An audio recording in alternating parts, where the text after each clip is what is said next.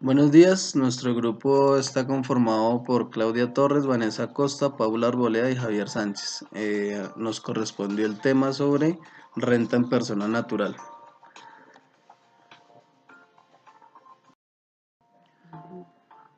Vamos a iniciar hablando sobre qué es el impuesto de renta y complementarios. Es un impuesto de orden nacional directo y de periodo. Nacional porque tiene cobertura en todo el país y su recaudo está a cargo de la nación. Directo porque grava los rendimientos a las rentas del sujeto que responden por su pago ante el Estado, y de periodo porque tienen en cuenta para determinar la utilidad generada por el desarrollo de actividades durante un año iniciando desde el 1 de enero al 31 de diciembre. ¿Qué más podemos decir?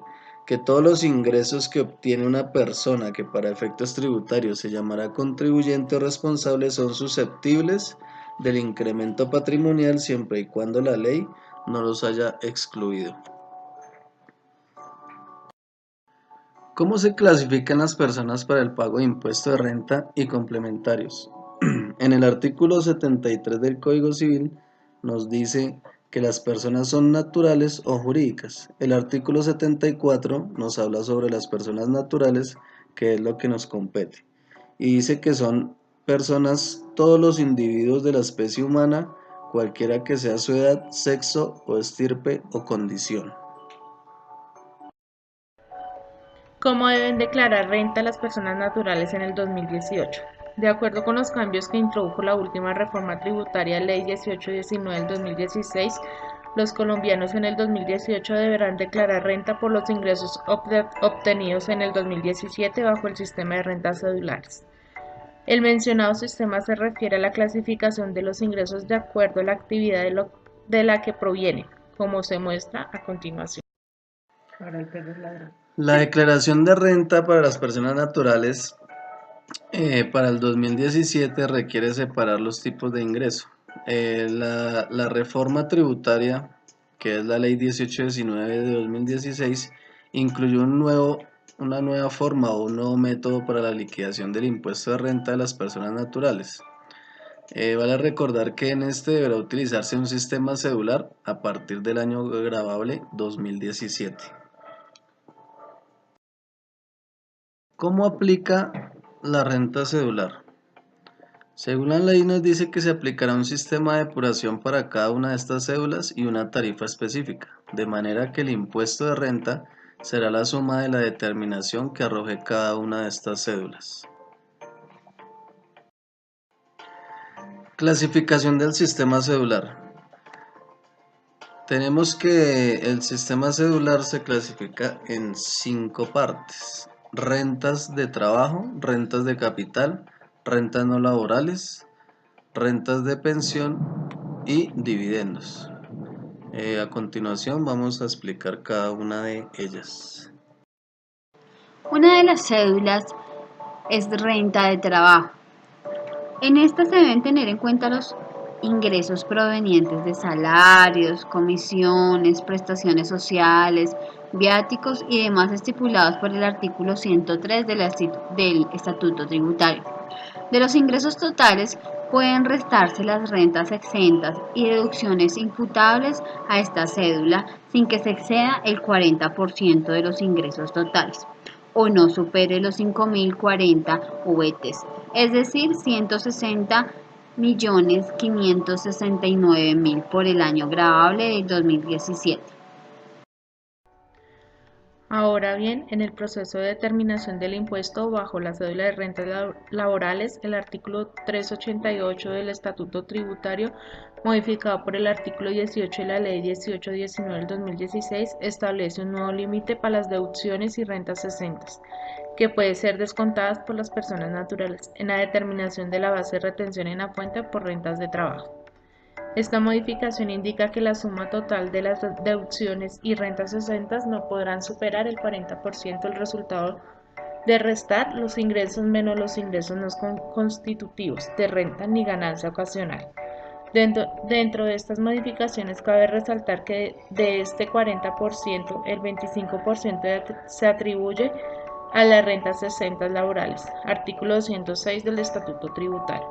por lo cual el restante 15% quedaría para incluir las demás deducciones y rentas exentas, tales como intereses pagados en la adquisición de vivienda propia, ya sea mediante la modalidad de crédito hipotecario o leasing habitacional, dependientes, medicina prepagada, aportes voluntarios a fondos de pensión o a cuotas de ahorro para el fomento de la construcción. De acuerdo con lo anterior, la aplicación de descuentos y rentas exentas para las rentas laborales estarán limitadas al 40% del ingreso neto del trabajador, lo cual tendrá como efecto un mayor monto de impuestos sobre la renta para las personas naturales. Otra de las cédulas es renta de capital. Puede atribuirse a esto los ingresos por intereses, rendimientos financieros, arrendamientos, regalías y explotación de propiedad intelectual. De estos puede restarse las rentas exentas y deducciones siempre y cuando no superen el 10% de los ingresos o los 1000 VTs. Otra de las cédulas es rentas no laborales. Esta es una de las rentas más especiales porque representa todo un desafío para las personas naturales, pues en ellas quedan inmersos todas las rentas que no estén expresadamente calificadas en las demás cédulas.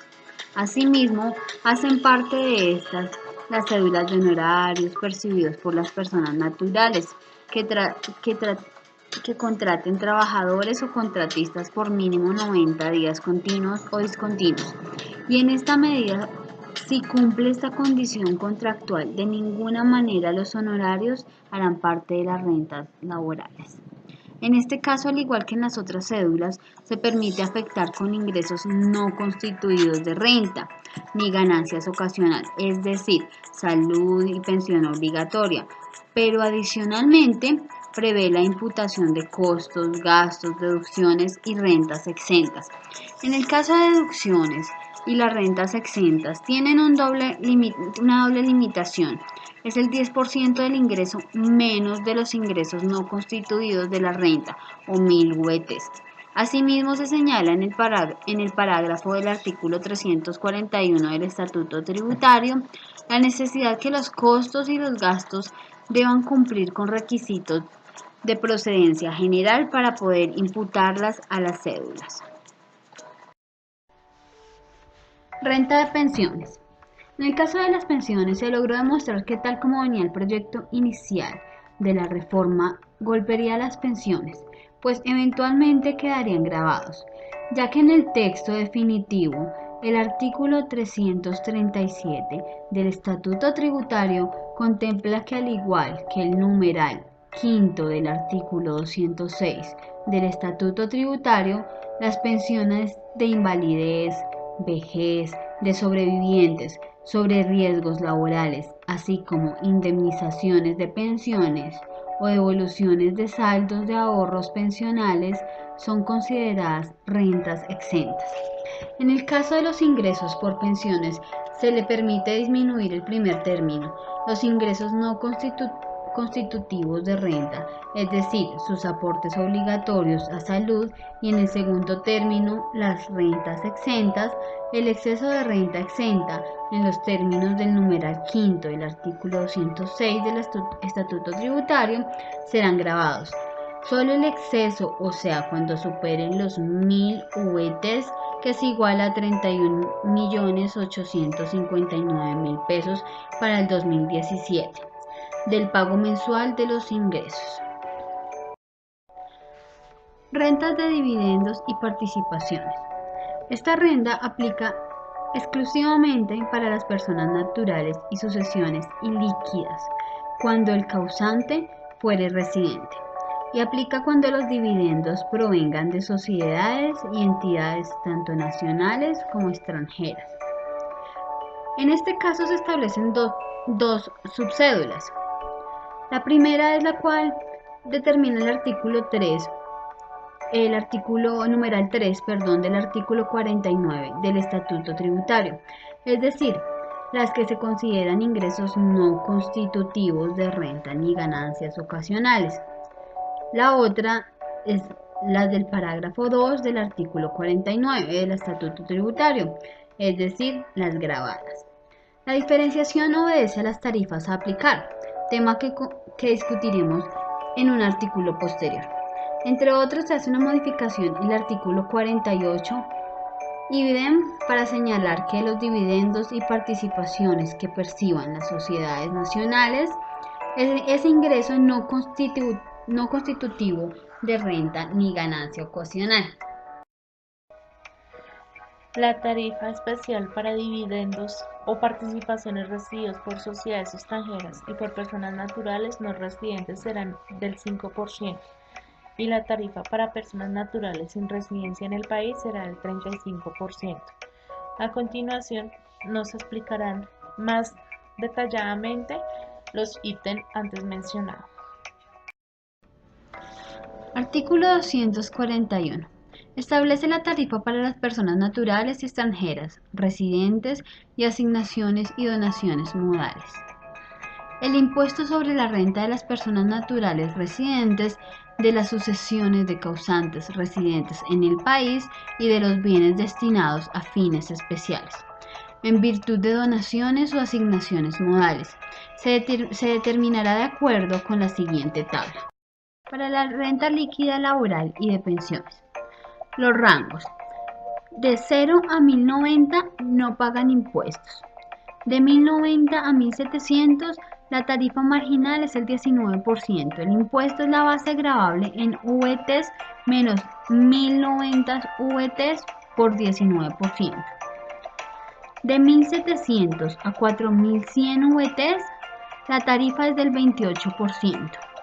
El impuesto sería base gravable en VT menos 1700 VT por 28% más 116 VTs. La siguiente sería 4100 en adelante VTs. Tarifa marginal 33%. La base gravable en VT menos 4100 VT por 33% más 788 VTs. Para la renta líquida no laboral y de capital, los rangos son así. De 0 a 600 no paga impuestos. De 600 a 1000 VTs, el 10%, donde la base gravable en VT menos 600 VTs por 100. De 1000 a 2000 VTs, el 20%, que es la base gravable en VTs menos 1000 por 10% más 40 VT. De 2000 a 3000 VT, la tarifa marginal es del 30%. El impuesto se basa en la base gravable en VT menos 2000 VTs por 30% más 240 VTs. De 3000 a 4000 VTs es el 33%, donde la base gravable en VT menos 3000 VT por 33% más 540 VTs. De 4000 en adelante VTs es el 35%, donde la base gravable en VT menos 4000 VT por 35% más 870 VTs. Ahora vamos a hablar de ventajas de la persona natural. La constitución de la empresa es sencilla y rápida, nos presenta mayores trámites, la documentación requerida es mínima. Se dice que la constitución de la empresa no requiere de mucha inversión, no hay necesidad de hacer mayores pagos legales. Las empresas constituidas bajo la forma de persona natural pueden ser liquidadas o vencidas fácilmente. Si la empresa no obtiene los resultados esperados, el giro de negocio puede ser replanteado sin ningún inconveniente. No se le exige llevar y representar tantos documentos contables. La propiedad es el control y la administración que recae en una sola persona. Se puede también ampliar o reducir el patrimonio de la empresa sin ninguna restricción. Ahora vamos a hablar de las desventajas en persona natural. Presentan menos posibilidades de poder acceder a créditos financieros en los bancos y entidades financieras que muestran las opuestas a conceder préstamos a personas naturales. El capital limitado solo a lo que puedan aportar el dueño. Falta de continuidad en caso de incapacidad del dueño. Tiene responsabilidad ilimitada. Ahora vamos a hablar un ejemplo de un atestiguamiento de ingresos en personas naturales. Todo documento presentado por un contador público que corresponda a una evaluación de información financiera relacionado con trabajos de compromisos de seguridad que no son auditoría ni revisión de información financiera. Eso quiere decir que es un atestiguamiento que deberá cumplir como mínimo con los siguientes requisitos. Primero, el informe de atestiguamiento deberá presentarse en papel de seguridad. Segundo, deberá contener un título que indique claramente que es un informe de atestiguamiento. Un título aprobado ayuda a identificar la naturaleza del informe. Por ejemplo, en caso de revisión de ingresos de personas naturales, informe de atestiguamiento sobre ingresos de personas naturales.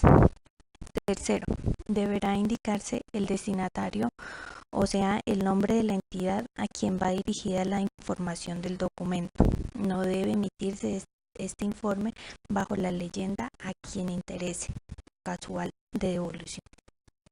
Cuarto, proporcionar una base razonable del estudio que deberá contener toda la información necesaria, así como la evidencia, cantidad y calidad, suficiente de respaldo físico o electrónico, que generó el criterio de reconocimiento, medición, presentación y revelación, así como la aseveración sobre la evaluación de efectividad del control interno del asunto principal. Quinto, el contador deberá indicar en caso necesario si es apropiado o no aceptar el trabajo y las circunstancias de revelar o no las razones de aceptación. Procedimiento según la NITA 3000, o sea, Norma Internacional de Auditoría. El contador público que realice un trabajo de este tipo deberá seguir los siguientes procedimientos. La aplicación de todos los estándares de calidad necesarios para que las conclusiones del informe de atestiguamiento genere un grado de confiabilidad en el resultado de la evaluación o medición de un asunto. Segundo, el contador público autorizado deberá cumplir con los requisitos que establece el Código de Ética para los contadores públicos, donde se establece integridad, objetividad, competencia profesional y debido cuidado, confidencialidad y conducta profesional. El trabajo para atestiguar es un trabajo en el que un contador público expresa una conclusión diseñada para aumentar el grado de confianza de los usuarios, distinto de la parte responsable sobre el resultado de la evaluación o medición de un hecho contra los criterios seleccionados. Norma Internacional de Auditoría 3000, trabajos para atestiguar. Esta norma establece los principios básicos y los procedimientos esenciales para el contador público que presta servicios de seguridad razonable, que no sean de auditoría de estados financieros históricos, que ya están cubiertos por las NIA, o de revisión de estados contables cubiertos por las NIF. Riesgos del trabajo para atestiguar. Es el riesgo de que el costo de adquisición exprese una conclusión no apropiada cuando la información sobre la materia sea una presentación errónea de importancia relativa. Atestiguamiento sobre los ingresos. Es un requerimiento de información y proceso. Primero, solicitar y verificar documentos como recibos o facturas de honorarios que avalen el origen de los ingresos. Segundo, solicitar estados de cuentas bancarias donde se evidencie que el ingreso fue realizado o efectivamente cobrado. Tercero, en caso de no manejar cuentas bancarias, ya que las personas de vendedor informal invierte el ingreso en mercancía. Solicitar facturas de compras que avalen que el ingreso obtenido fue invertido. Cuarto, de existir variación entre documentos que justifique el origen de los ingresos y los bancos. Solicitar explicación al cliente y soportes si es necesario. Quinto, en caso de que el cliente no posee cuenta bancaria, facturas o soportes, solicitarle vaya a la fuente de sus ingresos, ya sea cliente o empresa donde trabaja, y que le den referencias comerciales, cartas de trabajo o cualquier otra constancia que ayude a validar la información. Sexto, una vez emitida la NITA 3000, guardar respaldos de los papeles de trabajo.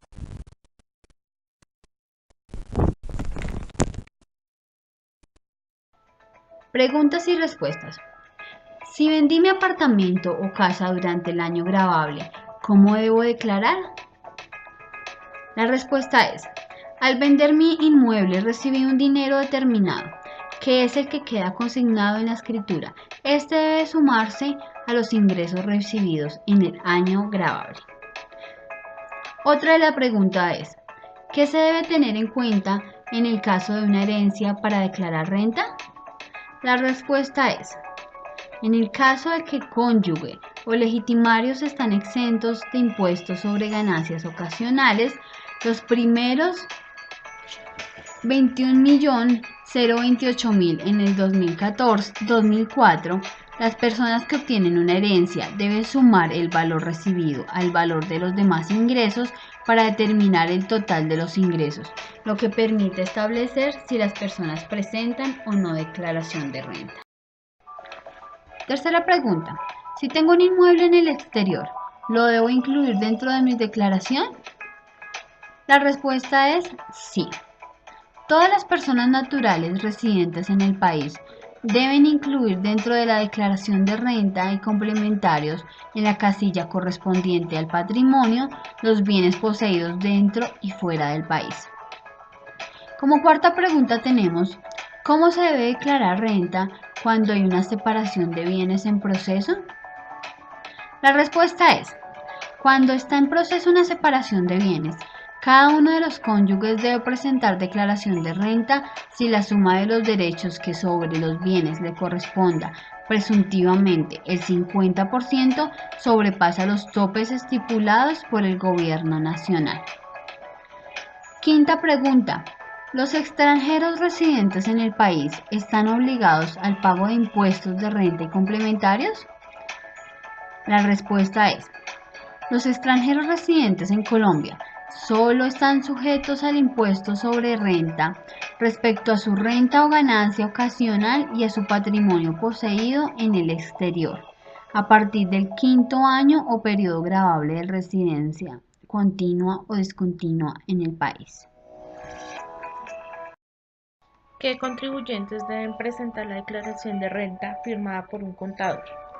Solamente los que están obligados a llevar libros de contabilidad, es decir, todas las personas jurídicas y las personas naturales, cuando el patrimonio bruto a 31 de diciembre del año 2017 o los ingresos brutos del mismo año sean superiores a 4.500 VT, es decir, 143.366 millones de pesos. Siguiente pregunta: ¿quiénes y durante cuánto tiempo deben conservar la información y pruebas? Respuesta: todas las personas y entidades contribuyentes o no contribuyentes de los impuestos administrativos por la DIAN deben conservar por un periodo de 6 años contados a partir del último asiento realizado de los mismos. Por ejemplo, libros de contabilidad o medios magnéticos que contengan la información, copias de las declaraciones presentadas, así como los recibos de pago correspondientes, pruebas específicas que acrediten ingresos, costos, deducciones, descuentos, entre otros. Siguiente pregunta: ¿quiénes pueden revisar la información suministrada en las declaraciones? La información es reservada únicamente a los funcionarios de la DIAN para efectos de control, recaudo y discusión del tributo. Sin embargo, la reserva se puede levantar en los siguientes casos. En los procesos penales, cuando las autoridades correspondientes las decretan mediante providencia judicial, para fines de control de lavado de activos, para efectos e intercambio de información tendiente a la liquidación y control de impuestos nacionales, departamentales o municipales. Eso ha sido todo por el día de hoy. Muchas gracias por su atención.